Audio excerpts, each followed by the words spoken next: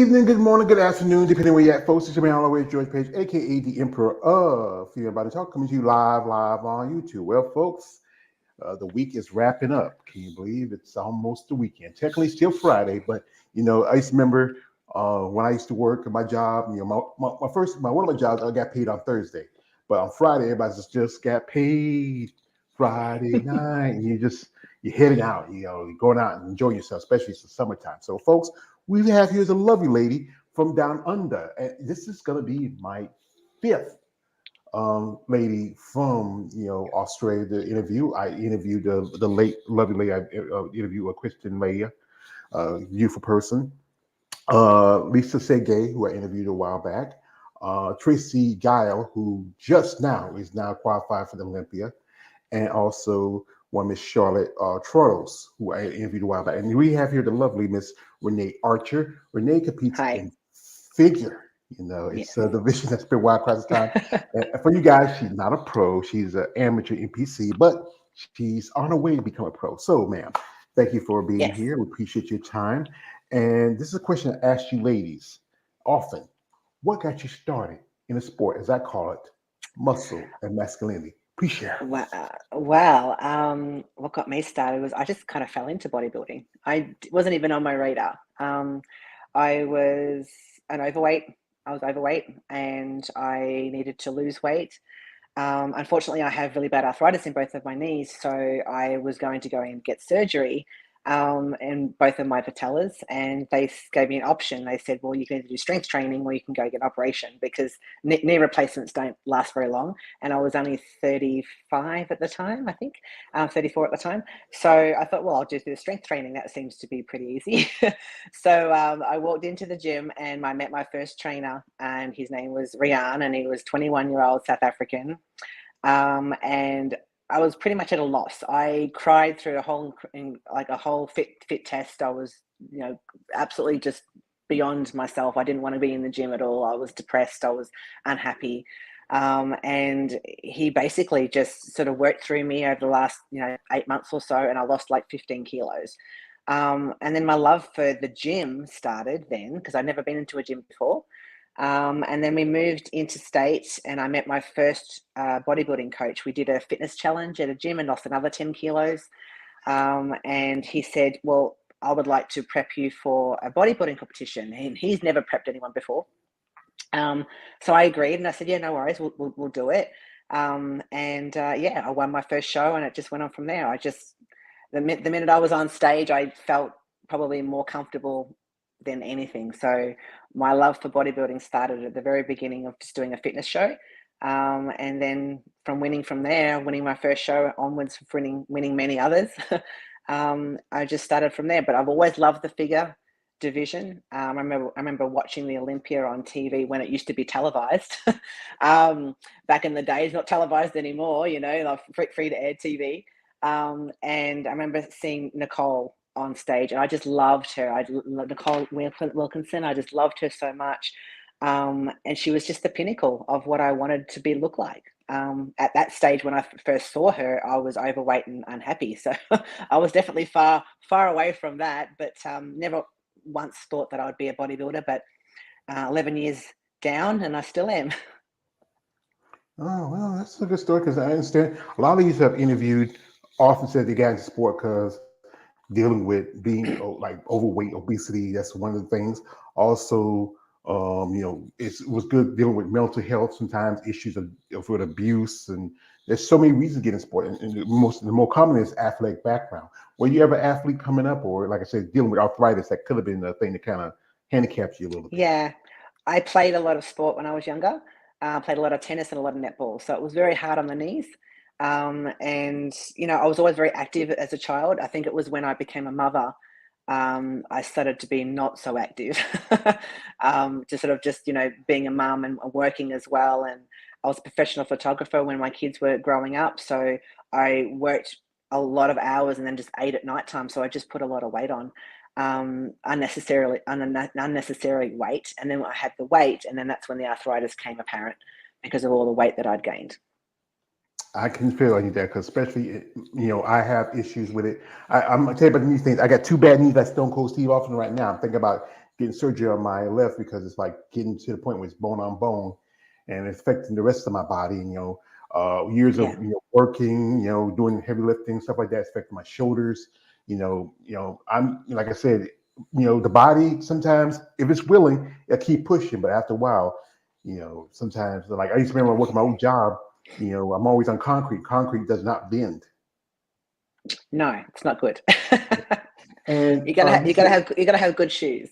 mhm, so I had to change different shoes or something. So you have kids. So how old are your kids? And I've got two. I've got a son that's 18 and a daughter that is 15. they're still youngins. But I know your boy. I know he'd be like, people come to your house and say, "What's your son's name?" His name is Roan, and he's currently doing a university degree in engineering. Oh, congratulations, good. Say, Yeah. your kids come out and say, "Yo, Rome, where's your mom at?" I saw her. I said, hey, that's me mom. It's me mom. You want to fight? Like, because as boys, like I said, my mother, I love my mother. She's been gone for a good while, and we love our mom, support our mom. It's just, I don't know if somebody seen your mom walking around in a bikini and posing and stuff like that. I'd be like a fight. So what was the year you started? And what was your first show again? My first show was the start of 2015. Uh-huh. Yeah, And so that was the first ever show, and that was in INBA, and it was in a fitness and sports model division.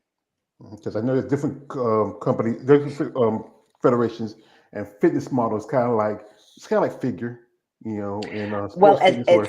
yeah, it's kind of like figure, but it's not the figure posing. It's more sort of like it's different posing, but it's probably just as lean as what a figure competitor would get to.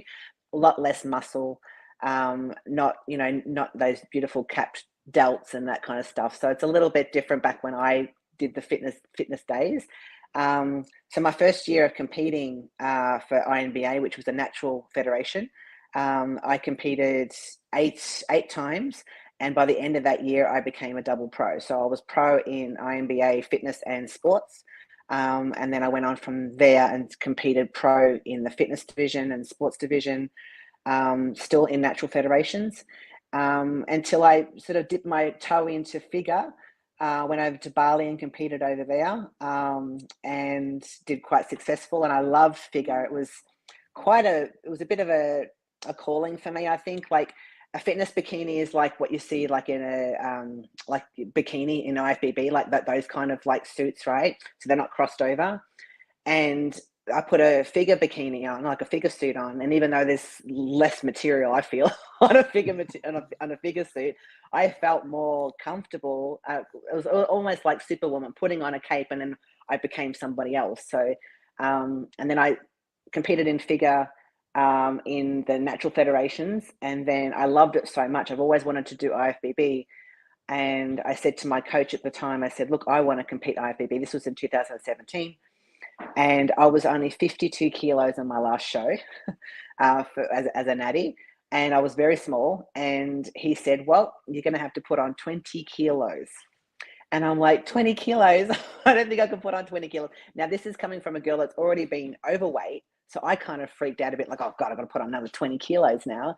So it took about 18 months, and I tapped out at about 17.5 kilos. And I said, that's it, no more, no more weight. And then we prepped for IFBB my first season. And that was the last really good Expo Arnold that Australia had. And that was in 2019.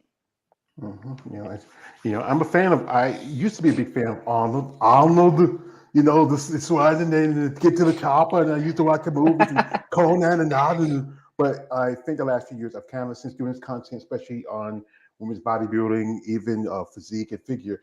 I'm not Yeah. a fan of Arnold anymore. He kicks you out of his shows.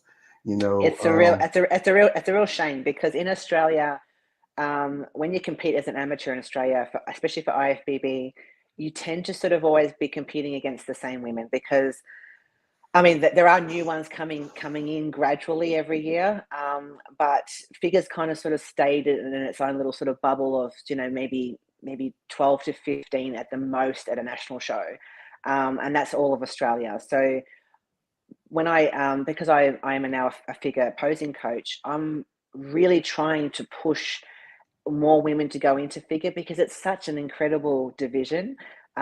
You keep your femininity, but still have this incredible muscle. And that's why we are called queens on the stage. That's why when same with women's physique, you know, we're called queens because we really are the queens of the stage. We really are. I mean, bikini's bikini. That's fine. But, you know, to go into figure and to go into something like women's physique and to be able to create this sculptured body and still look incredibly feminine and sexy. I'm sorry, but that is hard to do. And, you know, and to get that conditioning as well and not look, you know, stringy or gaunt and still have that fullness. There is such a science to figure and women's physique. And it should be really encouraged for women to do that because, you know, I'm 47 going on 48, you know, I don't look like a man. You know, some women are so scared, like, oh, I'm gonna look like a guy because I have muscle, blah, blah, blah. You can keep your femininity in these divisions. You don't have to go to the extreme. Some women go to the extreme, yeah, but I think genetically they were kind of always at that point where they may look a little bit more masculine when they get lean. But when you see these women in their off seasons, they don't look masculine. And I think it's because when we lose weight, we get really jawy, our jaws stick out, you know, everything's kind of more defined. And then it's the coach's way of making us look full and beautiful on stage. And figure really needs to be increased in this country. I think women are a little bit too scared about it. IFBB, I don't know whether you know Tony Doherty much, but he is doing incredible things here in Australia at the moment. We're actually doing the IFBB Naturals next year as well, which I think will also encourage a lot more women to go into the top divisions like figure and women's physique, because there's no women's physique in the natural divisions and natural federations here in Australia. There's only figure, but there are a lot of figure girls in the natural federations. So it'll be really good to shift them to IFBB. And I think it would be a really good stepping stone for them to start in the natural IFBB and then work their way on to the actual IFBB, which would be fantastic. Well, like I said, to say about figure, I give it respect, but I would not call it the Queens. The Queens is women's bodybuilding because it wasn't for that division. True. Others would not have existed. So, like I said, as a fan of the divisions I have, I would call them the Queens. Y'all are the princesses. Y'all follow the footsteps. I'll take that. Because it's the evolution, you know, as you know, women's bodybuilding, when it started out, it was almost like figure. The women were, you know, the women back in the day wouldn't, even the women in women's bodybuilding back in the day wouldn't match up to women in figure today. If you look at how divisions have evolved over the years, if you look at someone like Corey Everson, she'd still be small compared to someone like, you know, Jessica Reyes Padilla or Lola Montez. You know, you just saw that you saw the list for the Imperial is coming up in Spain. Paula Rantas, he's switching from figures to physique. It's like as any athlete, you grow and you grow, and you know you try to find things. I think one thing, some women don't want to go into figure because they want to wear the high heels. That's the thing. You gotta, you know, and some don't like the posing. The posing is pretty good because y'all really spread your lat, your shoulder. I know I talked to ladies in figure said that that's the thing that really about it is that you got good shoulders, you have good cap around your shoulders, that lat, the width of your back. That's the important thing about the presentation as a figure competitor. Here we got here for my man KL the Wonder. Shout out to him. Says, what's going on in the land down under? Yeah, thank you. Also, he says she's Renee says, there you go. So I say, Renee, when do you think you would get your pro card, or it just have to happen? So what's the plans now? Because you know, when last time you competed? Last time I competed was last October in South Australia. So I am pretty I'm known to win a lot of shows. I've won 4 state overall titles, 3 in Queensland, 1 in South Australia. I've won 8 Masters divisions in IFBB. So every time I've entered the Masters figure division, I've always won. And I've come second at nationals every single time. So I'm the bridesmaid. The bridesmaid every time I enter a national show, I'm second. So I'm very close to getting that pro card. I think it's just a matter of who presents themselves on the day. Being such a subjective sport, we can't really pinpoint when or where we're going to get it. And we're just going to have to just roll with the punches, win or lose. It's just the way it is. You just got to keep going and keep moving forward. I'm hoping to get it next year. I'm not competing until next year. I've given myself some time to grow and to make sure that all of what the judges' feedback they've told me over the years, that I make sure that feedback is not coming back to me next year, that I am 100% exactly where I should be. Being my age as well, like I'm going to be almost 49 years old by the time I compete next time. I don't want to have another 2-year off season. So basically I'm going to present the best I possibly can and go straight into the pro circuit. Yeah. Fingers I crossed. know. Yeah. I know there's quite a few ladies who are much older than you. I know this lady, she's 72 years old, just did the Triple O Dynasty just a few months ago.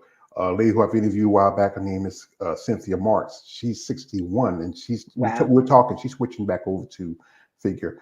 Sometimes, like I said, it's about what you present as a competitor. Mm-hmm.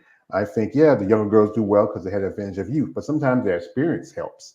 You've been competing for a good while, and and you're determined. And that's the thing is that determination can take you a long way. I mean, here we got to hear from a man. Lawrence Perkins, shout out to Lawrence Perkins, says, "Good evening, Renee, George, and everyone. Good evening to your brother." Also, we got here. This is, his name is kind of like it's Tartar Unicorn. Hello, I'm Russian Ukrainian citizen from Germany. Thank you, brother. I mean, I'm glad. I tell you the truth, guy. I just love when I get these people from other people from other countries come on here. Because I'm in America. I'm in North Carolina, and it always what makes me feel like one of my favorite heroes is from my character from Martin. And that's Jerome. He was a international player from the Himalayas, and he's just love it. Yeah, and it's great to get people out here. I mean, just and to talk and share. Here we have another comment from a man, KL. He says, you says, hope everything is fine so far, Nene. And Nene, that's your tag name. Where you get the name Nene from? I know some Nenes around here, but I've been called Nene since I was a little girl. So my first name Renee, and then just put Nay at the end. So I've been called Nene ever since I was like 3. And all my friends call me Nene. So if someone calls me Nay, you know that they're my friend. If they call me Renee, I don't know them. Yeah, that's good. Also, he has this. Yeah. He says this also to you. He says, "Do enjoy your pictures on Instagram posing." I tell you, Renee, Thank these you. guys, these guys, they just love you, pump buff women. You just make them feel kind of special. So beautiful. now, your experience, how you are a posing coach, and Yes. when did you started that as a posing coach? I started that last year. Now I've been teaching posing pretty much ever since I started. Probably after the first year of me going pro in fitness, I started coaching, or helping, I should say, posing with my first coach that I had for like 5 years. So teaching for me is kind of like always been in my blood. Like I love to teach, and not only that, like I said, with the figure division, especially, and our figure division too in our natural federations are all muscularity. So like our like physique in IFBB, so they do the muscularity as well. So I teach that as well, and I've always loved teaching it and also doing it myself. And I've also been taught by some of the best coaches in the world. I was taught by Sid. I was taught by Kenny. And I was also taught by Nicole Zenobia Graham. So 3 of probably the best posing coaches, I would say, in the industry, right, have taught me. So I am now also giving their knowledge what I've been taught to women in here in Australia, and also overseas. I've also got a few overseas as well. And I just love it. I've had such a passion for it. And I feel that figure posing in Australia was kind of like going a bit downhill. It wasn't really consistent or clean. Like you have a look at the pros on a figure lineup in the States, and they all look very similar with their transitions, or not with their transitions per se, but with their quarter turns. In Australia, they're all so different. Like, how are the judges supposed to even compare if they're all very, very different? So I'm trying to make that consistency really, really good across the board, and trying to just make it better. So, and at the moment I am, because this season already, I have overall titles. Every single woman that I have coached has won. So it's been great, and also in IFBB and also the natural shows as well. Yeah, because I just interviewed a while back a young lady. Her name is Samantha Embry. She's a physique natural competitor from Canada. She did she debuted last year at the Ben Weider Natural Show in Virginia. That's like right next door to mine, North Carolina. And she was going to do another show, but she had some setbacks. And she talked about the thing about natural competitors. It's a lot difficult competing with the girls who are enhanced. Because, I know she told me when she did the Pittsburgh Pro Tour, you need more size. But then the thing is, when you're a natural competitor, it's hard to put on size. Because one thing about about bodybuilding, the thing I always get about is always steroids. But the fact is, people got to remember, steroids only a small factor. You have to follow your Absolutely. diet, have to be Yeah. consistent. You have to, you can't just, okay, it's the weekend. And I say, you know what? I ain't gonna skip the diet. I'm gonna eat some chips and some salsa and maybe throw a shrimp on the barbie. So but it's important that you follow that diet, because if you want to get that next level, especially when you become an IFB pro, that's like being licensed and bonded. That really takes you far. You mentioned Sid Gillen, who is the current 7-time Mr. Olympia physique figure champion, who's on her way to 8. She's going to tie with guys like Ronnie Coleman and also Linda Murray. Kenny Wallach, who I've heard quite often about. She's a good poser. And also Nicole Graham, she's very popular. She's a multiple-time Olympic competitor. She also coaches and trains other competitors. And I think she was going to compete last year, but then she had a setback. She got sick. She did. She had a big operation actually, but she's coming. Don't worry, she'll be there. But I think she might be a little bit under the radar next time she comes on board. And she's an incredibly beautiful human being. I love her a lot. We still chat. So she's really encouraged me as well, because when I got sick last year, all of the support from a lot of people, not just around locally, but also overseas, that I've dealt with, have been incredible. So it's been great.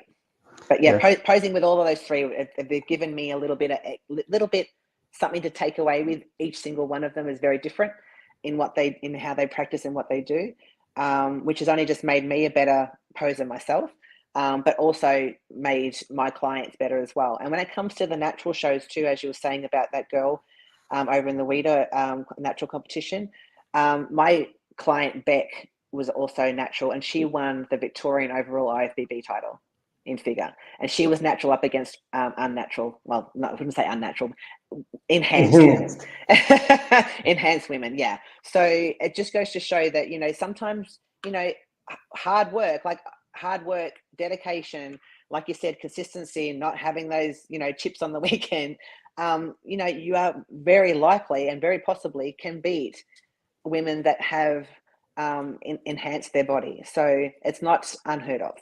One of my favorite episodes of the show from Naruto, it's called Naruto, is a Japanese anime, and it says hard work can beat natural talent sometimes, and that can happen. If you're willing to put in the time to work, to skip eating those chips, to stay in your diet, to go and work out and exercise, it can beat the girls who are a little bit more hands. But like I said, everybody likes to go with the more bigger freaking chicks, and if it's just again, figure division has evolved the last few years, but the girls are looking more like the physique division when it first started compared to is now. Yes.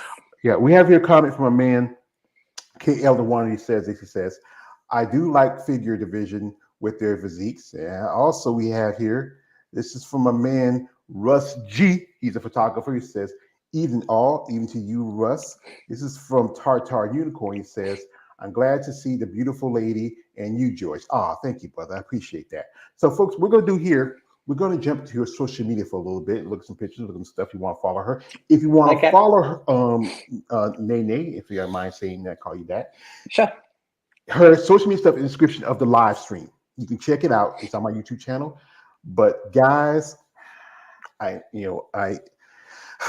a rule. I do this. I know she's probably seen some of my stuff, and she's prepared. Guys, she's a lovely lady. I know she's a nice lady. She's somebody's mother. No D pics. Stop it. Get some help. Come True. on. Yes. I know, like I say, you guys, I know as a muscle person like yourself, these ladies, they get you excited. Yeah. Yeah. But Not come on. wanted. No one, it's unwanted. She says Yeah. unwanted. So we're going to jump into her social media for a bit here. And here we got some here. And you mentioned we talking about you had a situation a while back where you were, what happened? Yeah, I competed. My last show was in October in South Australia, and I competed. And then when I came back, I got a little bit sick, and I ended up being in hospital 4 days after that show. And then about 4.5 days after that, I was in ICU. So all they can come down to, it was just an inflammation infection, and it's called organizing pneumonia. So I got a really bad infection, which turned into what they call organizing pneumonia, and basically everything started to fail. They didn't know how to sort of, like, all the antibiotics and everything they were giving me wasn't working. So they had to put me in an induced coma to just keep me alive, basically. um, and yeah, they didn't expect me to survive, but I think that that's what bodybuilding has honestly, that does to you. It gives you an ability not to give up, and I certainly didn't give up, and I worked my way through it, and now you see me now healthy and much better, and I have a new coach which I started in December, and he's been incredible for my recovery. Um, and also, there's a company called Inner Dose here in Australia which do supplements. Mainly, like, I've been taking their kidney and their heart and their liver supplements, and that has also helped me as well recover since being sick. So big shout out to them, even though I'm not sponsored by them, but they have really helped, and they're a great Australian company as well. So it's hard to get really good supplements in Australia, so I really wanted to sort of say something about them. But yeah, so it's been a hard road, but I got there. Yeah, I couldn't stay. It wasn't that long time ago. I had pneumonia.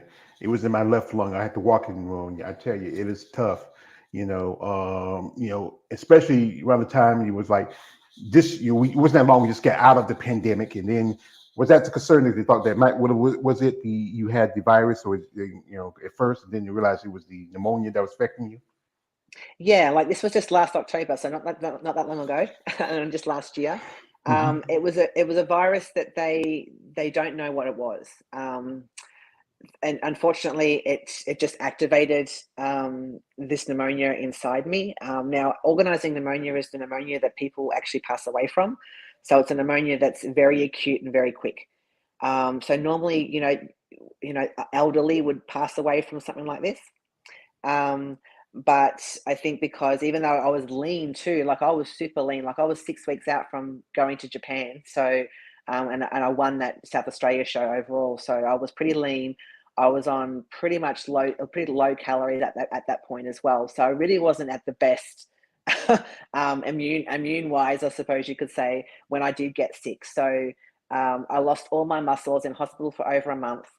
And I came out of it literally looking like someone had deflated a balloon. So I had no muscle left, and then I had to build that back. It took me another 3 weeks before I got into the gym, and I remember sitting in the gym at the front part of where the mirrors are, holding a 1 kilo weight and trying to curl it, because lifting weights when I got back out of being sick was very difficult, because think about your whole body just being remapped and you've got no muscle left and you have to rebuild it. It's difficult.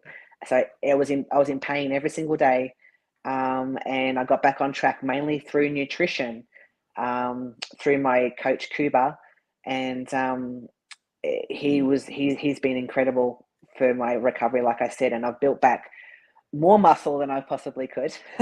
And I'm really happy with how I'm looking right now. I'm in a cut at the moment, which will last another 3 or 4 weeks, and I'll go back into a build to build, hopefully, the physique that will get me a pro card next year. Yeah, and, it's like I said, you went through hell before you got to heaven, and that's tough. I Absolutely, mean, I have learned so much going through this whole entire journey, this whole process. And I've been pretty transparent and pretty honest on my Instagram. My Instagram page is very much a fit journal for me, from the very beginning right through. I try to keep it positive. I try to keep it the negativity away. I like to encourage and inspire women over 40 to compete. That's a big thing for me. And it's not just for the young ones, I think muscle maturity has a lot to do with women looking incredible in their 40s. So it's just really important for me to sort of like keep pushing that narrative, and being really positive and recognizable in the sport too. I want to be recognized in the IFBB, and as not only a good competitor, but also respected in the industry, and trying to, give back to the sport as well, not just be a competitor. Yeah, it's about the process of the sport. This is what I learned. It's not about trusting the process.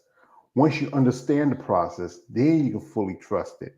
Because there's a lot to this. Even divisions like figure, where you still have to come at certain levels, or physique, or women's bodybuilding, bikini, wellness, even fitness. There are so many levels to get to the next step as an athlete. So when you're exercising, what's your least and favorite exercise? Oh, well, it's changed over the years. My least favorite would have been biceps. Back in the day, I hated doing biceps because I never really could sort of like lift any heavy weight, and it used to always hurt so much. But I would say biceps. I would say upper body, yeah, is sort of like my mid favorite. I think my favorite is legs. It would have to be legs because they call a lot of my people that know me, they call me quad queen because I have some pretty incredible quads. And yeah, so I love training legs. But probably my most favorite would be back, I would say. Well, you say you love playing legs. You're a mutant. You're probably the fifth lady told me on here you love playing. No one likes leg days, Nay. No one likes leg days. They yes, hate they it. do. No, No, no, they no, no, they no, no, secretly no, do. no, no. They Don't tell me that secretly story. do. No, they don't. I have been told quite a few times they don't like leg day because you know what? Leg day is like one of my favorite episodes is an episode of Chappelle's Show where Charlie Murphy talked about how he met Rick James, and they go back to his brother's Eddie's house. And what Rick did was he said, F your couch, Eddie Murphy. And what Charlie and Eddie did was beat Rick's in the legs. And Dave Chappelle as Rick James is crawling on the ground, says, "What my legs, Eddie Murphy?" That's how some people see body leg day. They feel like they get their legs beat by Charlie and Eddie Murphy, and then they drag it out of the gym. But I'm gonna say, the bicep part. I mean, has they don't like biceps, but most generally, we all know the bicep is the part that, like guys, especially smokes, we love to flex, we love to see the biceps. But I know back and shoulders is the most popular because, especially in your division, that's the parts that really get most attention. You want that good back. You want that rip. There goes your boy walking the back. You want to come in and say hello? Ryan, come here, please. Come and say hello. This is my son, Ryan. Hello there, son. Hi. How you doing? You love your mom? He asked whether you love me. Of course I do. All right, you're a good boy. You go to his shows? He asked whether do you go to our show? Do you go to see my shows? My bodybuilding shows. The vast majority of them. Yes, he's been to every single one. That's a good boy then. Good boy. Okay. So thank you, son. Thank you. Go, darling. Go. You can't hear anyway because of my ears. All right. Yeah. Handsome boy. So you should be proud. Thank you. So we got any comments from here. We got here from a man, Russ G. He says, definitely will follow her. Oh, thank you, Russ. And also, he says, checking out your IG, Renee. Wow, amazing physique. I just got you a new fan. Russ, he does photography right here in the next door neighbor, South Carolina. He does some photography. He loves to take pictures, especially ladies in the fitness world. We have here a comment from a man, Kale the Wonder. He says, how far do you see yourself competing? So, being like you say, you're going to be 48 this year, 49 next year. How long you think you will want to compete, as a bodybuilder? Look, I think there's going to be a point where I will stop but I'll always be in the realm of bodybuilding, whether it's a posing coach, whether I'm, helping out at shows, backstage, or even judging. So there will be a point where I will retire.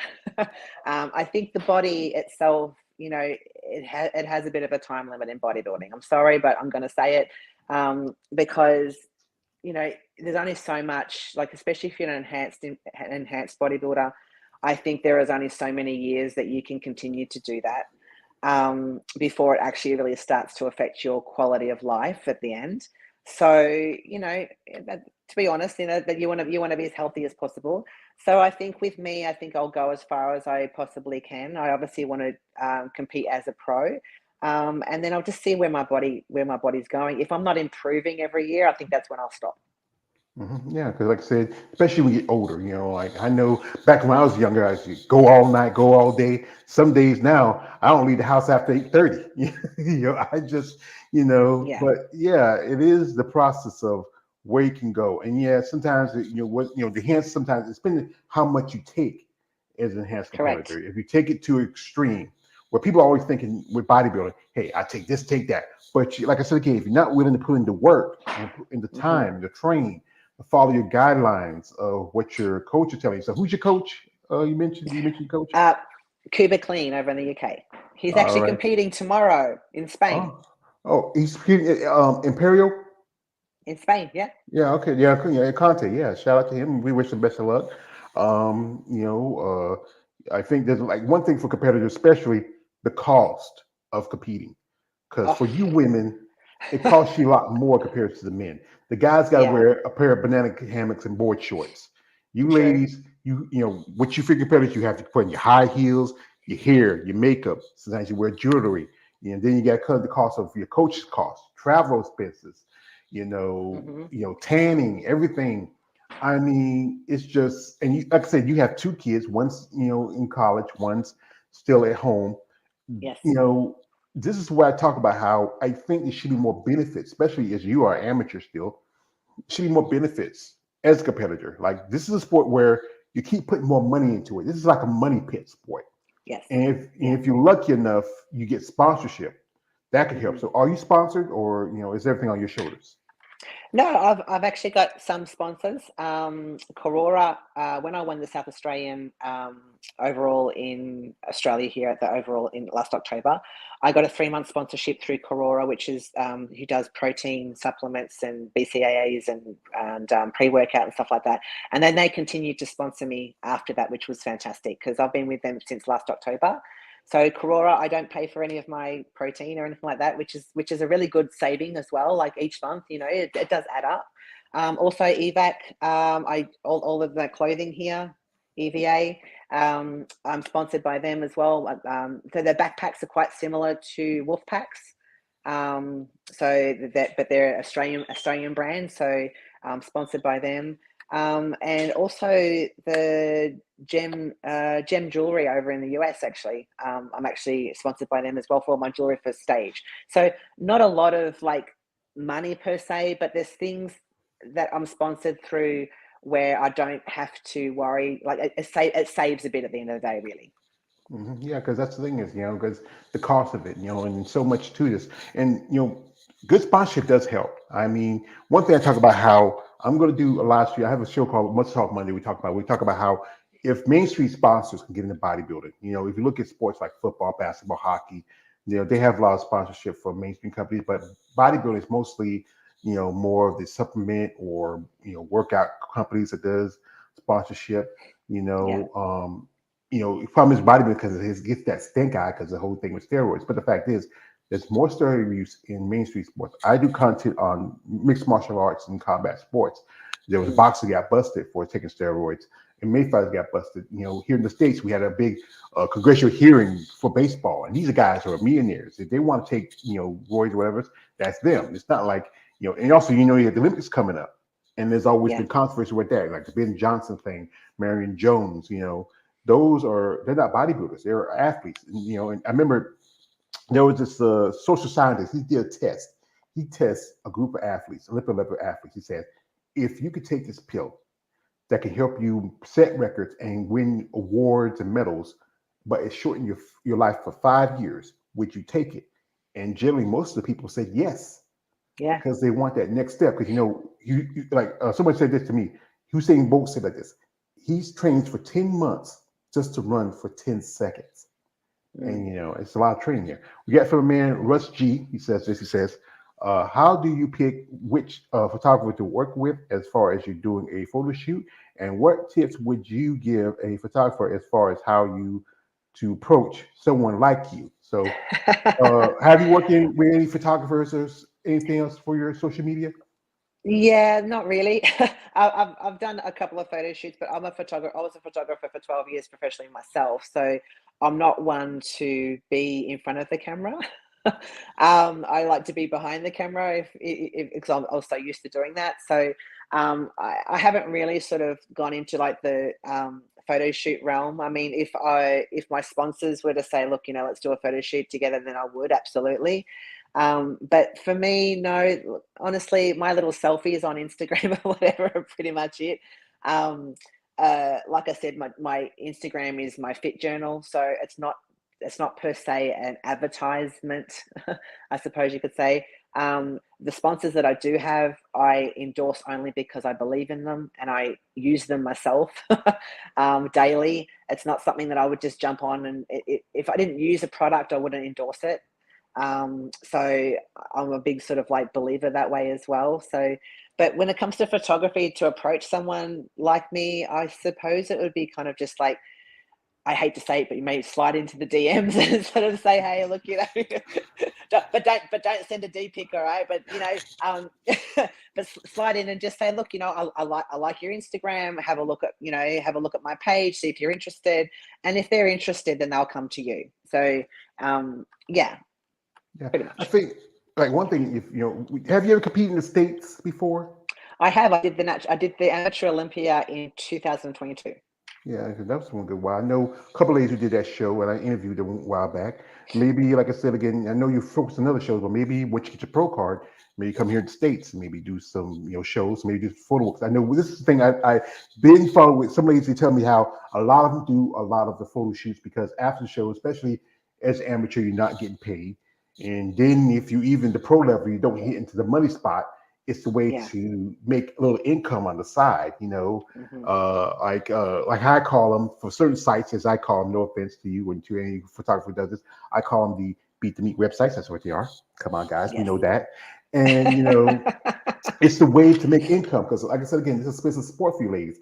I know some ladies. I know which you have kids. You wouldn't want to do this. I know a lot of ladies do like OnlyFans. They do also they do the online stuff. It's the way to make money. But if there was a better way to make money, I think it should be offered for your competitors because it helps you in the long run. This Yeah. sport, this is not a sport where you really it's a very lucrative career for Mm. you. It's more of a hobby sport. So again, it's a money pit sport. I think because I think a lot of the sponsors that are like protein based, clothing based, sort of like gym based, I think it's a very niche sort of like area, and maybe they make money, but they're not making like a ton of money. You know what I mean? So they can't really, I suppose, afford so much to sort of give cash to an athlete unless they're a really, really big company, obviously. It would be better, like, say, for instance, like, you know, um, I jumped on board with a sponsorship, a supplement company or whatever, and they said, look, you can have your supplements each month or whatever, but we'll also pay for your entries for every competition that you enter in. That would be an absolute amazing because in Australia, we have to do a state show to qualify for a pro qualifier. All right. So we do a state show. A state show alone with hair and makeup, and then also all of the division you got to pay for, your registration every year, all that sort of stuff. So just your first show alone is about $600. Easy. Just hair and makeup and registration and for the show. So that's $600. If that was covered every single time you competed, like that's a saving in itself. That's incredible. That's something that you wouldn't have to worry about. You wouldn't have to. You do as many divisions as you wanted to, as many times in the year as you wanted to compete. And the more that you compete, I think the more better off your sponsors would be as well because you're a brand now, right? You're competing all the time. So I think that would be better for amateurs for something like that. Even just to help towards that cost.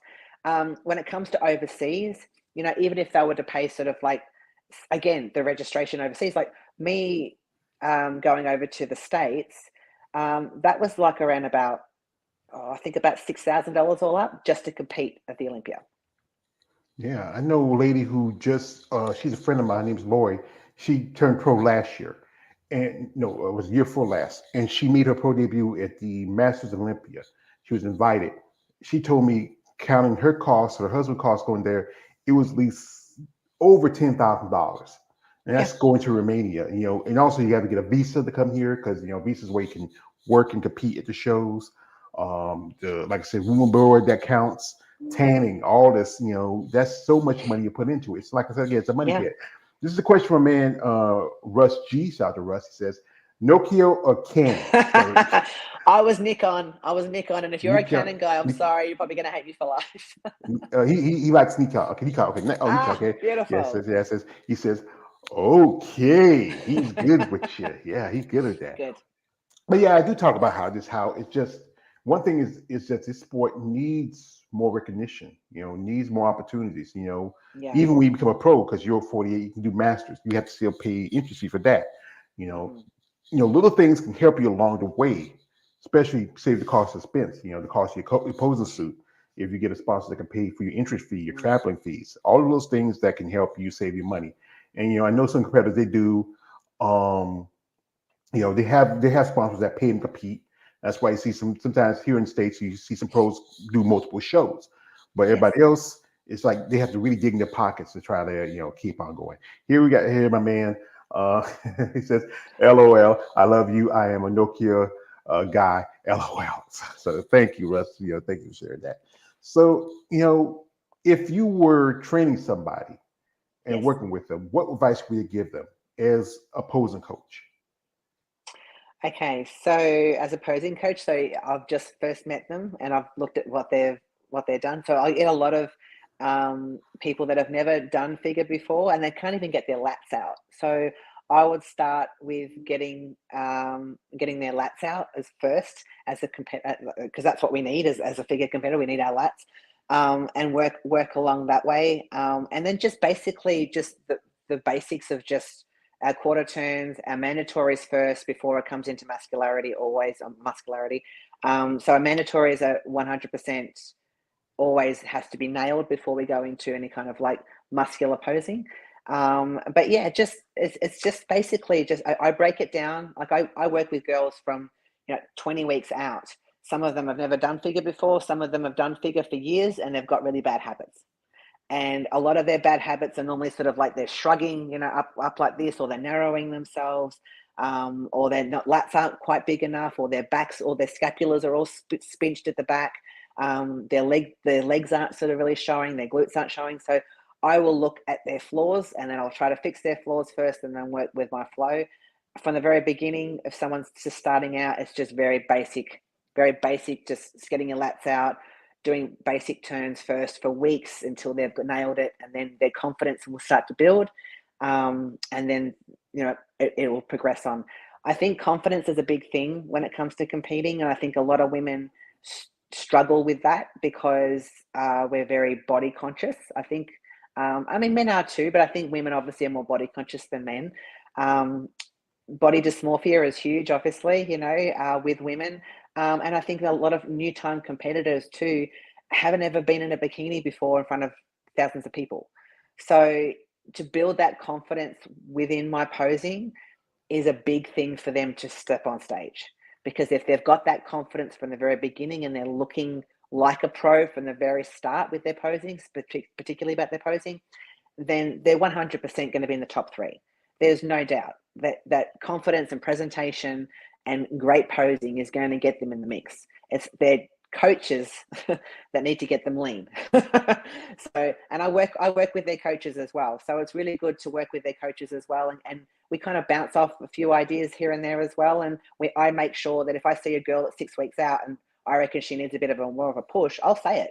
I'll say, hey, maybe you need a little bit, hurry up. we need more conditioning here and there, because I'm seeing them pose where their coach themselves, their prep coach, maybe they're an online prep coach, are only really seeing pictures of them posing statically in photos. they're not actually physically seeing them pose the way that I am. So yeah, just I think more so confidence for my posing clients, and then just really gradually just getting them to that point where they're not thinking about their posing on stage. Because it's a lot of hard work to pose. Because like I said again, you have to flare out your lats. You have to make sure your shoulders are even. You have to make sure everything is like the best way to say it, perfect, if near Yeah, perfect.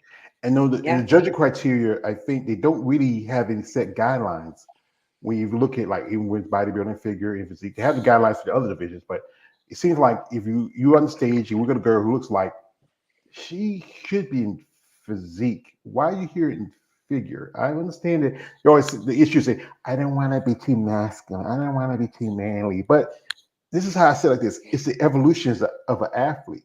One lady who I follow, Ashley Jones, she was a fit competitor. She made the switch up to women's physique. Now she's competing at the Olympia in women's bodybuilding. And some women they do work. I mean, one lady I remember her name was Samantha Jeering. She competed as a fit competitor. Now she's going over to wellness. You've seen that a lot more oh, girls. is she? Oh, okay, I didn't Yeah, know that. yeah. I I know said, Samantha. Yeah. somebody mentioned it to me because I can say, hey, this guy's fancy. You ever heard of her? I said, no, I never heard of her. That's why I'm really trying to expand myself into early divisions. I was mostly Hmm. exclusively about women's bodybuilding. I have done some interviews Yeah. with physique competitors, some figure competitors, and physique competitors. I used to call women's physique watered down women's bodybuilding. And with I know I talk with some ladies that don't like doing figure too much with the high heels. And one of my favorite comedians, Chris Rock, says a daddy's job is keep his girl out of high heels. That's stripping. So that was one Fair of my enough. jobs. I used to work in a club. I used to work in a gentleman's club in the hood. We call it the booty club. But it's a lot of work to move to get you motivated. I know there's times we get in the morning. You say, I don't want to go to the gym. I just want to lay here, especially what you went through. Last year. I Yeah. know, I Yeah. know it's a lot to motivate yourself, but to keep yourself going. Hmm. Where there's times where you can just say toss it, you just say bollocks, and just chill out, and I don't want to do this anymore. I had to learn to walk again. So because I lost all my muscle, I couldn't weight bear. I couldn't walk. So they had like a little frame for me to put my arms on to walk. And I remember walking like maybe not even 100 meters, and I was like crying. I collapsed. And the physio guy said to me, he goes, "Oh, oh, it's all right. You'll get better. You'll get better. It's okay." And I said, "It's not why I'm crying." And he goes, "Well, why are you crying?" I said, "Because I know I can do better." So that was my mindset. The minute I sort of like got out of the coma, I wanted to keep moving. So when I was flat on my back in bed, after I got out of the coma, I was moving my arms, I was moving my legs, I was like trying to flex my muscles just to try to get that mind to muscle back to my body. Um, and not just laying there doing nothing and then waiting for physio to come every day. I was physically doing stuff. And when physio left, I'd get back up again and try again, and I'd collapse and I'd have nurses put me back to bed. So, and then within a week and a half, I was walking the hallways. Not walking great, but I was walking sort of like, almost like a robot, but I was walking, I was physically getting there. So bodybuilding, if anything, saved me because it made me not give up, and it made me just keep going. Because when it comes to bodybuilding and bodybuilding shows, you get into this mindset of just when you said in the morning, sometimes you don't want to get out of bed. Sometimes you don't get that. You just get up. Sometimes it's just a flick like this when you're in prep, or even when you're in your off season. It should be 24/7 anyway, and you just get out of bed and you do it. It's not something that you think about not doing. It's like, no, we just get it done. A lot of people don't have that mindset. Some people and that's where people get off the wagon. They'll compete, they'll want to compete, and then 6 weeks out from a show they quit.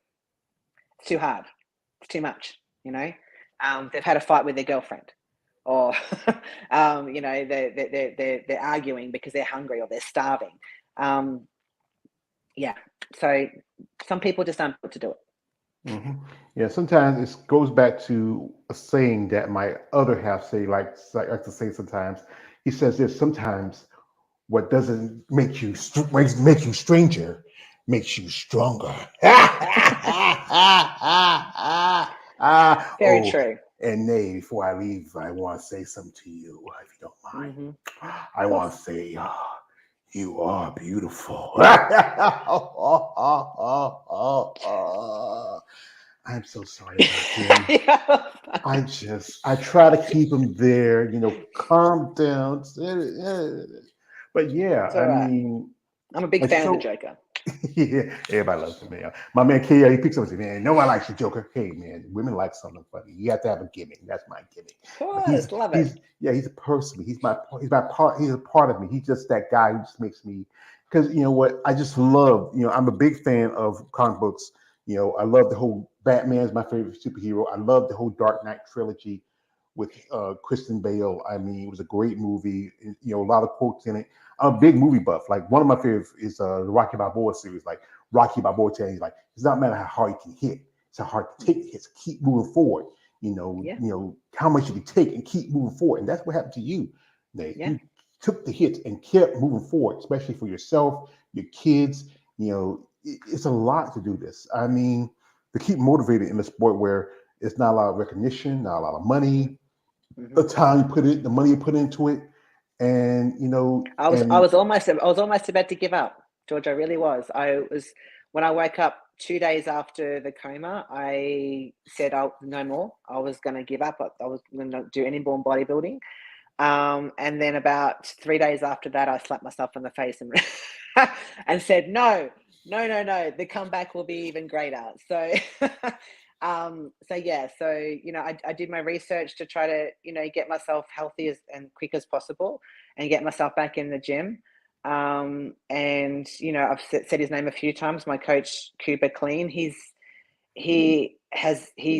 saved me. He's incredible, and my friends here locally as well has saved me as well. The ones that visited me in hospital, messaged me every single day, encouraged me in the gym, saw me get into the gym when I was like really tiny frame with no muscle to now. So, I've inspired people just also not to give up. I get messages daily, saying, "Oh, you're such an inspiration." I don't set myself to be one, but if I am one, then that's great because I want it to be positive, a positive experience for everybody, not a negative one.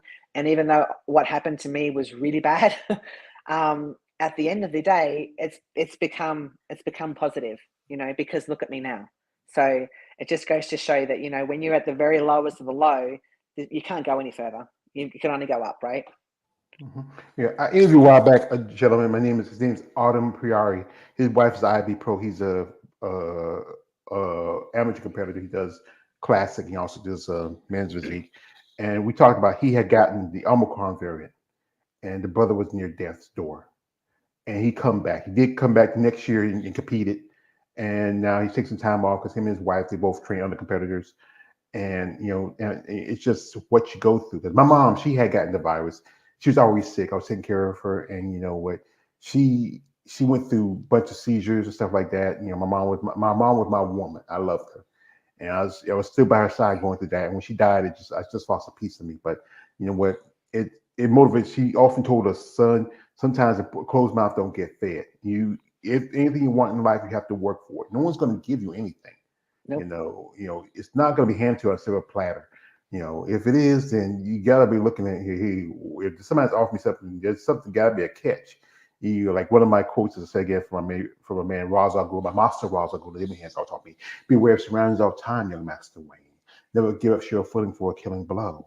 And there's a lot to the sport. The time you put into it, the money you put into it. It's something that a lot of people need to understand. Like I said, you competitors deserve a lot more recognition, especially for you women. I think like one thing I look at how the prize money is not as much, Yeah. even though that the majority of the sport is women. Like, I said again, divisions like bikini, wellness, fitness, figure, women's physique, and women's bodybuilding. I mean, like again, the guys, I give them respect, but like I said, this is my channel, and I gotta say it may not be the age, but I'm down with the ladies. That's why I enjoy talking with women like yourself. Yeah. I reach out to people that I know my guys who follow me say, George, we don't get this girl, we don't get that girl, we don't get this guy. I mean, I get the people that interest me. Now, one person I know you guys, I got to segue into her. This is one person I would love to have on this one day is Andrea Shaw. Oh my God. Don't even go there. She's incredible. She's next level, that woman. I want to show you something, Renee. I want to show you something, Renee. I got this. And what makes it so special? What makes it so special for me is because a friend of mine, her name is Eunice, and Eunice runs Bad Rap. I always love showing this out because I love this. It makes me feel so special. She, nicest lady. I heard so much about her. She signed it for Oh, beautiful. me. Beautiful. Yeah, she's incredible. She is the standard for women's bodybuilding. Now, other than Sid, who do you like in sport? Who you a fan of? Either divisions. Oh, wowzers. Look, honestly, it's evolved so much and changed so much, and there's new people coming in and out from literally from like the dark shadows. You've never seen someone before, and then boom, they're like going to the Olympia. It's like, who the hell this person come from? Um, so probably, some of the greats, Nicole, Zenobia Graham. I love her. I love her physique. I love her personality. I think she's had a bit of a bad run over the last few years, even though she has won some pro shows. But when it comes to the Olympia, I think that she should be definitely up there a lot higher than what she has presented previously. I was lucky enough to see the girls in 22 at the Olympia, and actually get a gauge of how short these women are. They're actually really quite short. They're not tall. It's the high heels. They're very small women. I'm classed as tall here in Australia, and there's some very good tall figure competitors here in Australia, but over in the States they're really quite small. I was lucky enough, obviously, not only did I work with Sid, but I met Sid personally as well. Look, I've always been a fan of hers. I think it's great that she wins so many, every year after year after year after year. Latoya, I think, is incredible as well. She's sort of come like third or fourth. I think Latoya. I think she's mainly from the UK. I think she's from the UK. What's her last name, Um, man? I think is it Latoya Jackson? I'm not sure if her last name's Alexa. Jackson. It's Latoya someone. Oh God, I don't know what her last name is. But and Jessica Reyes, obviously, I feel Jessica's a very different figure physique. You put her up against a lot of other figure girls, and she's quite genetically different. I feel she's very, very conditioned. I think she's probably one of the most conditioned figure athletes out there. And she's, striation wise, she's quite she's quite lean. I think she's at that level where her conditioning is probably a little too much, I feel, sometimes for figure. But look, physique wise, yeah, they're probably the only three or four that I probably like. But then I also like the classic, Nicole, that where figure used to be, that the nice lines, the nice fullness, just, more a Sid shape and more sort of not so conditioned. I know Sid's conditioned, but she always looks so full and beautiful on stage. I think her symmetry and her balance is just next level. I don't think, quite frankly, anyone's going to beat her. Yeah, because she has that very feminine look to her. She don't have to, like, one thing I think they say they don't want too much styrations in the glutes. She just gives a nice soft look to her. Like I said, I'm learning Yes. stuff when I do interviews with you ladies and talk to you in this division. I mean, it's a lot to understand. I mean, some people just most of the guys will follow me say, I just like big muscle girls. That's all they like. And because they're not too fan of if you look at like a division like wellness, it has that where it takes a bit of this and a bit of that. Bikini. I see this is, and I've interviewed a couple ladies in bikini in the amateurs, even interview a pro. No offense to the division, I see it's an invasive species. It's not really part of bodybuilding, but it's involved in the sport. Like if you look at this, women's bodybuilding was the first. Then here comes fitness, which is spawned from that because the girls were too big for women's bodybuilding one division where they were a little smaller. Then because figure came out of that because the girls didn't want to do all the jumping around chicken sweat. And then because people didn't like the way women's bodybuilding was going, here comes physique. But like I say, yeah, I can understand where it's starting to evolve, where you've seen the melding, like I'm gonna pull this up. I talked about this before. And this is a young lady. She just got a pro card, or was it a couple years ago, and she made her IFBB debut. Where is I see it right here? I see it here. It is. Her name is Tessa Metz. She Hmm. competed in Charlotte Pro. Now Charlotte's just a hop, skip, jump from where I stay at. Yep. Tessa is figure, and right here is Ann Gruber, who is physique. Hmm. If you look at it from your eye as a coach, Hmm. which one you think is physique, and which one you think is more closer to women's bodybuilding? I think the woman on the left is more bodybuilding. She's a lot thicker. Her muscle bellies are a lot bigger. I think she's kind of a little bit more compact, sort of like more that bodybuilder. The girl on the right, the Charlotte's Pro, she's definitely top tier figure. I think that's kind of almost going into women's physique. Yeah, and I'm talking about just how even if you look at someone like this here, Sarah Vilgas and Mm, the former champ, yeah. Missy Trescott, Hmm. where one's fitness and one's physique, Hmm. and criteria is just, it's just getting to the point where they need to sit down and say, okay, when we start seeing the fitness girls looking more like the physique competitors or even the figure competitors, we need to get away from that. We need to sit down and set a criteria. Women's bodybuilders. One thing is amateur.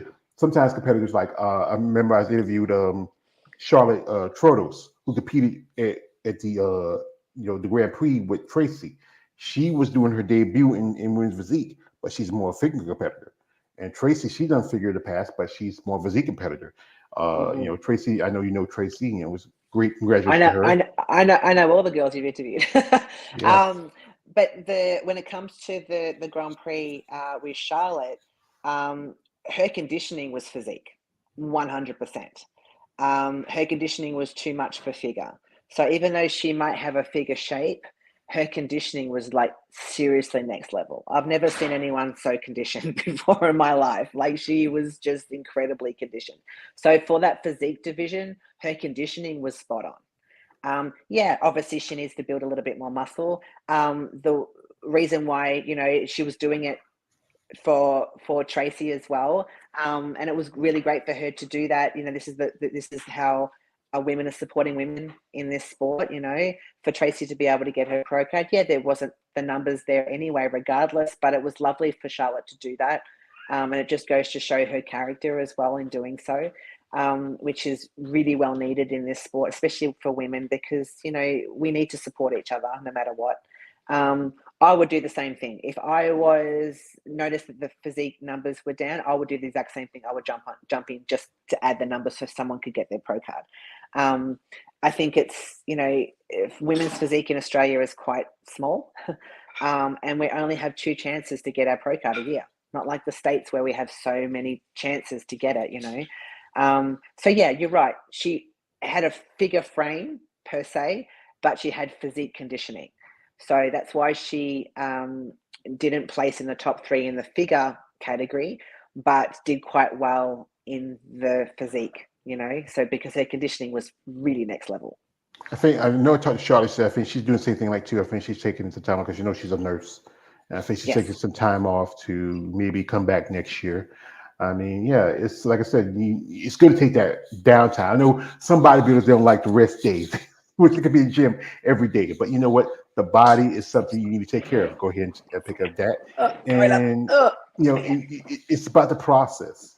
The time it takes to grow, the time it takes to develop, the conditioning, Yeah. the diet. I know you got kids. I know when you cook at home, the kids don't like to eat what you eat. So they prefer No. say like mom I like a nice juicy steak with some rice and some gravy and say nah baby I'm eating rice and chicken and Well, and George, you've been a teenage boy before, right? yes I So have been. That's been a you long right. time ago. Okay, so you know how much you ate when you were a teenager, right? You ate your parents out of home. Okay, so I'm looking at watching my son eat cookies, burgers, everything under the sun. All right, not There's your good for daughter right someone back there. who's She just prepping. came through. I think she went to the kitchen. That's my daughter. Yeah, she probably was in the kitchen because all I do is eat. Hey, it's like here in the States, kids are out for school for the summer. Hmm. I know I did it because there was not much else to do.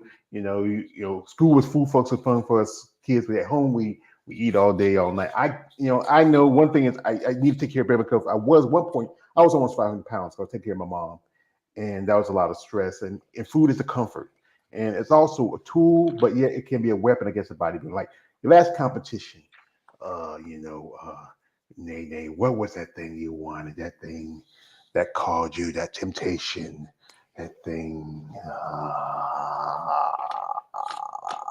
Share.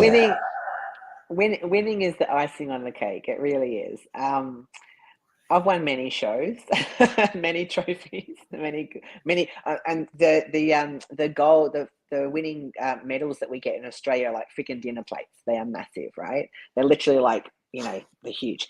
So I've got plenty of those. But look, even coming second, if how can I say it? If you have gone through your entire prep doing exactly what your coach has told you to do, you haven't left one thing unturned, you've done all your cardio, you've done all your sleep, you've eaten all your nutrition, you've done all your training, you've done everything you were supposed to do, and you still come second, you still walk away a champion. You still walk away happy. I've been a bridesmaid more times than most people in this country. And it feels a little different to winning. But if anything, it gives you a little bit more growth every single time. It's like, okay, so let's get the judges' feedback and see what else I can do. What can I present next time? And the beauty of my sport and the beauty of me and through my whole entire timeline is that I have it improved every single time I've jumped on stage. You see so many competitors just not improving, and they look the exact same, and then they come from first all the way down because they're not improving every year. Even at my age, I'm improving every single year, and I'm still striving for that pinnacle, that pro card. Once it's in my hand, George, I'll probably faint. I'll probably be like, probably on my knees, bawling my eyes out like a stupid 2-year-old with a little card in my hand. I'll try to keep my composure because we know Tony Doherty doesn't like tears on stage. so I'll try to keep my composure and maybe do the crying out, backstage. But it will be the absolute joy and probably one of the best moments of my life to get my pro card and to compete and to represent Australia would be incredible. Yeah. But the question I was asking, where's that last thing you get a chance to eat? That's you talk about icing the cake. Oh, You have, the last chance. Oh God, I've got to eat shit. Okay, every time. Sorry, darling. I didn't know that's what you said. Every time I finish a show, I have one drink and one meal. I have a espresso martini is my go-to, and I have meat, a lot of it. It's either steak or ribs or a roast chook, something. It's just meat and veggies and hot chips. I don't go for burgers or cheesecake or anything sweet like that. It's always meat, and it's a lot of meat, normally ribs. So, guys, she likes the meat. All right. So, yeah, I understand. I know. I like meat that I can. Right. We get you. We get you. But I am, as I I'll said close my again, mouth. as I said again, I'm a particular type of criminal. So right, so folks, we're not gonna hold her much longer because we appreciate time. I know she's a busy lady. She got kids to feed. She got people to train. I mean, being a mom and working.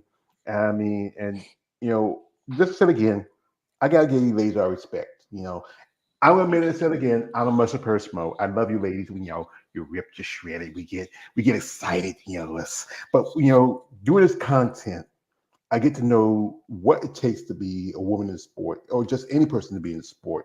The time you put into it, the investment you put into it, sacrifice you have to make. I know there's times where the money you put in sport, you can spend it on going out someplace and going with your kids.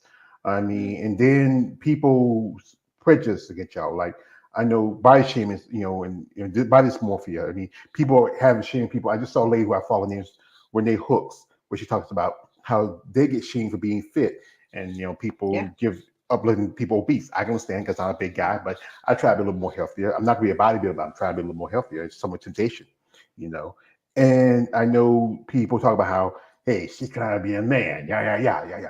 Hey guys, I got a beautiful woman in front of me. I don't see nothing manly about her. There's been many times, George, where I've hidden my physique when I've gone out with my family, and especially when I'm like at the end of a prep and I'm about to show, like I get quite vascular and I'm quite, very lean and I've got really big arms and all sorts of stuff. So I'll actually tend to sort of put long sleeve on so I don't get the looks because it makes me feel uncomfortable, and that was sort of like, a few years ago. I've kind of embraced it a little bit more now where I'm sort of like, I don't care what you think. I love the sport. I love what I do. If anything, I think it's kind of changed a little bit where I think women are appreciating women more. And the men always kind of have a look and that they're appreciative of seeing a woman with muscle, I feel. But I think it was mainly a lot of women that were more judgy as opposed to the men, because they don't want to see a woman that is fit and muscular. And it can be a little bit jarring sometimes seeing someone, say, for instance, like Charlotte, in the condition that she was, other women looking at that, not necessarily their cup of tea. And they're gonna judge, whether they're gonna judge in here or they're gonna judge verbally. We as competitors, we just have to sort of brush that off and just go, you know what, this is what we love to do. Even as competitors too, we don't particularly like ourselves so lean. We don't like looking at ourselves incredibly lean because honestly, like you're peeling skin off every morning, and it's kind of like you got veins and everything, and you yourself looking at yourself in the mirror going, oh God, I look pretty ghastly today. But then at the same time, you're excited because you know that you're conditioned, right? And you're like, oh great, I'll get carbs soon, and then I'll be on stage competing. So, there's a bit of a turn in both. Like there's the public, and then there's yourself that you're battling with, and then there's also the positive part of it, the way you're like, no, this is okay. Like this is where I'm supposed to be. So we juggle mentally a lot as women when we're fit, 100%. Because you know what, there's so much to the sport people gotta understand, and like I said again, the work you put into it, the time you put into it. I think one thing is you are an athlete. That's needed to Yeah, give me in I mind. believe You're an so. athlete. You're an Yeah. athlete. You may not be the standard of what considered athlete. Like right now in the States, we have a thing. We have the NBA, finals right now. That's going on. Everybody, likes basketball and football like that.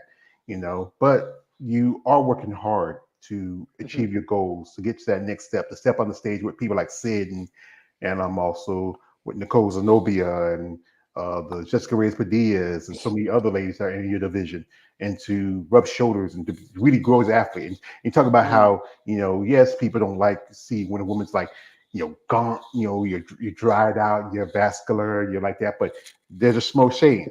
And it's a saying, when you ladies rock hard, we'll rock hard. So, we Fair it's enough. yeah, hey, we can't help it. We just get excited.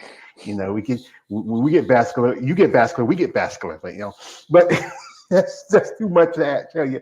But yeah, you are an athlete. You're a determined athlete. Your Yes. goal is to get your pro card and to Yes. respect it for the work you put into. And your clients like what you do, you like what you do, and you should enjoy this. Yeah. Find your way. Because like I said, this sport, it's been a while for quite some time. It's still seen from the outside, this weird sport. Everybody put on these muscles. The guys get a little bit more leeway than the women, but still the guys also get picked on because the fact is the big guys Yeah. wearing bikini underwear and working on stage. But you have to respect what someone does. This is a passion. You have to have passion for this. Yeah. Like I said, it's not much you get out of it, but you have to have truly passion for it. A lot of people would say that this isn't a sport, but I believe it's a sport. I mean, it's something that I do every day. I strive for every day. The cost is, like you said, it's extreme. It's about a minimum of $10,000 easy for a competitor. Mine probably upwards of 15,000 because I do pay for a coach and all the rest of it too. So, we're paying for our sport, to compete in our sport, to compete against other competitors, to compete worldwide, and we're doing it daily. So I believe that we are a sport, not a hobby, as some people would say. Even as an amateur, we are recognized within the community as well. So like I've gone to the supermarket and people have followed me on Instagram and know who I am, and they've come up and they've gone, oh, hi, I know who you are. I follow you on Instagram. You're great, blah, blah, blah. So to me, not that I'm a celebrity, but to me, I think it's a sport. If we're being recognized outside just by general public, but they don't have to necessarily be within the bodybuilding parameters. And we work every single day hard at this. This is not something we turn off. This is 24/7, 7 days a week, 12 months a year. In your off season, we're working just as hard as we are in season. It's a lifestyle for us. It's not something that we can just turn on and off. Yeah, because it's not, it's a lot, like I said, people say, well, it's a choice of getting the sport, choice between living the lifestyle or just living regular life. And the sacrifice you make and you put into this. The sacrifices are incredible, especially as a mum, George. Like, I literally sit my family down when I start a prep and I'm like, okay, mum's starting prep. You know the drill. pretty much, right? So my kids have to make sure that they're in bed on time so I can get some sleep, right? And I feel guilty too, because they're always kind of like on my time clock when I go through a prep, but they're used to it. They embrace it. They encourage me, and even if I'm preparing their meal and I'm sitting down having my separate meal, they're not sort of like, oh, mum, have this or have that, or shoving food in my face. They used to, but they don't anymore. And they'll help me around the house, and they'll get onto prep mode, with me. And then the beauty of it is they get to see the whole entire process, the hard work that I do, which encourages them to do more hard work for themselves internally with their schoolwork or their friendships or whatever. And then they see me on stage and to compete. I mean, what's better than having your own kids watching you compete, and they've seen you from the very beginning all the way through to finishing off something, not just, giving up, so you have to do that as a mum. What do you think they'd be interested in maybe competing in the future? Your daughter's 15, your he's 18. You think they might, want to step into mommy's footsteps, or you think they feel like they're Definitely not. My kids are allergic to exercise. I swear. What kid is it? I swear to God, they are allergic to it. They are intellects. They are bookworms. They are very bright children. They is what you would call a nerd. They are definitely not into any kind of sport. Well, like I said, you never know. I've talked to ladies. I know a lady right now. Her name is Sherry Priami. Her son, he just graduated from college. He's getting to it because he works out with his mom. And I've known some women who said that sometimes the kids didn't like it at first, but then you see the work to get out of it and the joy you get out of it. But yeah, most kids say, "Nah, mom, I don't think I want to be walking around the stage and half naked and people look at me." And like you're on the stage up there, you're half starved, dehydrated, you're in prep mode, you're sometimes, especially, when you're not on carbs, you have prep brain, you're like, I forgot what I'm supposed to do. Yeah, oh yeah, I'm supposed to take a shower, or something, George, I forget my kids' names. Like, literally, like if I've had, I remember my last coach, I was with Shelby for 2 years, Shelby Starnes, and I had 10 days of no carbohydrates. I swear to God, I think I was in like day 8, and I didn't know my own name, let alone my own kids' names. I was just like, huh, what's going on? Like, I literally had no idea where the hell I was. Yeah, that's one thing. That's your body needs certain supplements, but still, there's always some substitutes and stuff like that to help it. But Oh, yeah, you push through it. You push through it. You get it done. I don't complain. I got it done.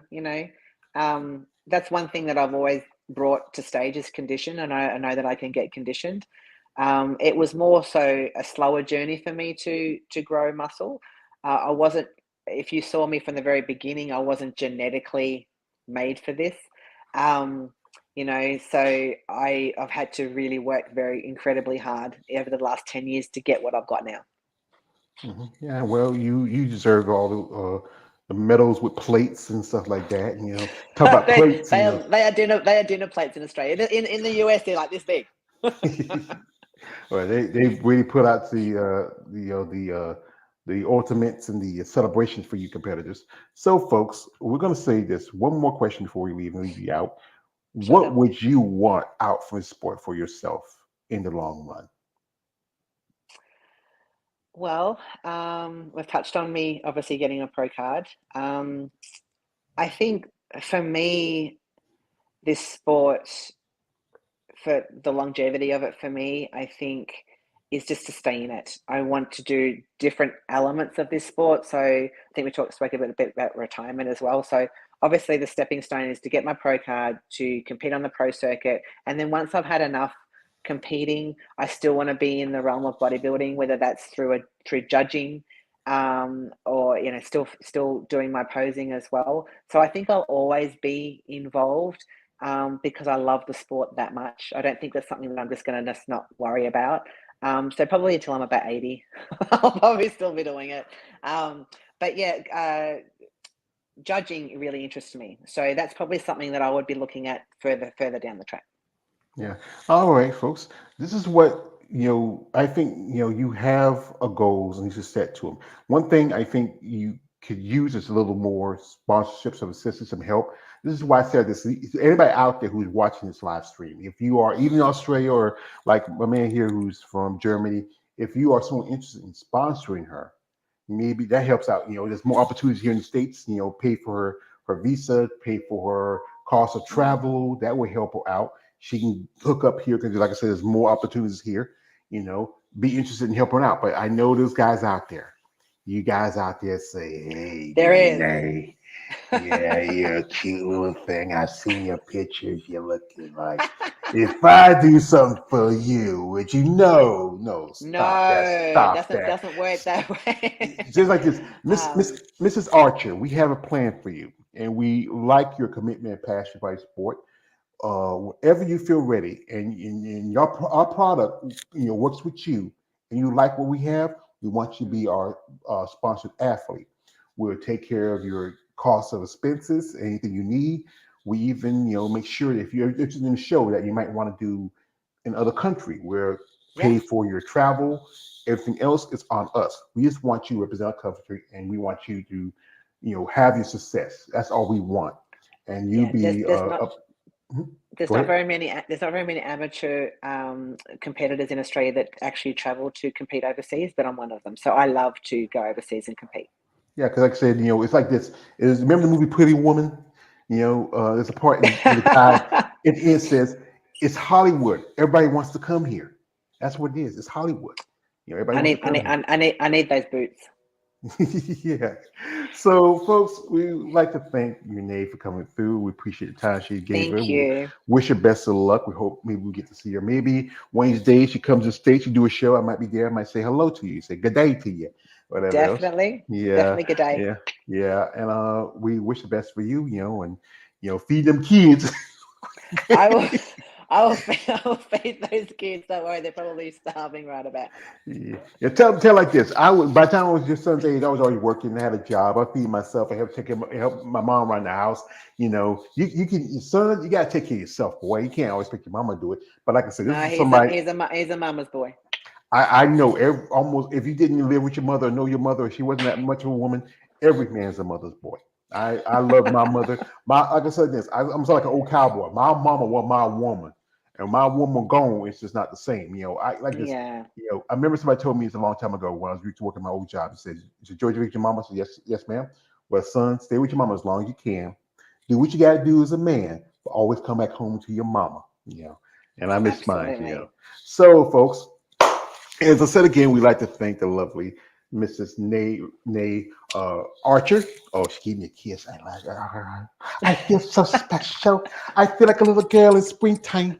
So, and we hope her best of luck, in her posing coaching and all the things she's doing right now. I like to thank my man Russ G for coming through. Also, Tartar Unicorn, my brother Lawrence Perkins, my brother KL the Wanderer, all you who watch this video. Follow us on social media. Follow me, follow Renee, support her in her path as an athlete. If you are a sponsor, interested in sponsoring her, if I know it's not a lot of amateurs get sponsored, but if she has a particular something about her you like about her and you want her to achieve a goal as an athlete, have a genuine interest. Don't be that guy. You know what I'm talking about. I know, I know. I'm one of you guys. I know. I watch. I remember used to watching bodybuilding on television back in the day. ESPN like that. You see Yeah, the women all buff. You're on the stage. You're lacquered down in oil and tanning, and we just like, wow. But these are women. They are athletes. They want to be recognized as that. I know in the back of your correct. head, those stuff she's talking about, things you wanted. But guys, be genuine interest, show support, and it's again no D picks. Okay, so we gotta let you go. So you have anybody want to shout out before you head out? Yeah, just everyone that supported me over the last 11 years in this journey. Hopefully I can, well, actually not hopefully, I will next year definitely present and show my best physique ever and get that pro card, because that's what I've been wanting for the last 10 years. So I might as well keep going. Shout out to my sponsors, Corora, Evac, and also big shout out to Innodose for helping me with my supplements. But yeah, that's pretty much about it. And also my figure posing Australia. Jump on to Instagram, Figure Posing Australia, if you're interested in any posing lessons. All right, thank you. We appreciate that. Like I said again, we wish you best of luck. Thank you. I said again, folks, you want to follow her. Her social media links are in the description of this live stream. If you also a competitor who may be interested in doing some posing, you can. It's always good to get another eye. You already have a coach say, you know what, let me get somebody else maybe. But guys, I must remind you again, she's a lovely lady. She took time out to talk to me early in the morning for her. Yeah. Late evening time for me. Be respectful. She got kids. No D pics. Stop it. Get some help. Yeah. I know. Cause but like I said again, my other guy like to say says good night, good morning, good evening, Renee, and I hope we get to see each other again. Yep. And Renee, I want to tell you something. Definitely. One more, Yes. Renee. If you give us something, never do it for free. He's good. So, thank you, Renee. Take your time out. Thank you, everybody who's here. Share, like, comment, subscribe, follow us on social media. Best of luck to you. Best of luck to your coach in Spain. Hope he Yes, does pretty thank you. good. Yes, Cuba. Yeah. Yes. Yeah, and we hope to see you maybe someday. Some of the big on stage with the big dogs. That would be great. All right. Anyway, folks, I thank you for coming through. Appreciate y'all. It's your man, always George Page, aka the Emperor of Female Body Talk. Don't like, subscribe. I'm out. Have a good evening, good morning, good night, depending where you're at. Thank you, George. You're welcome. Yeah.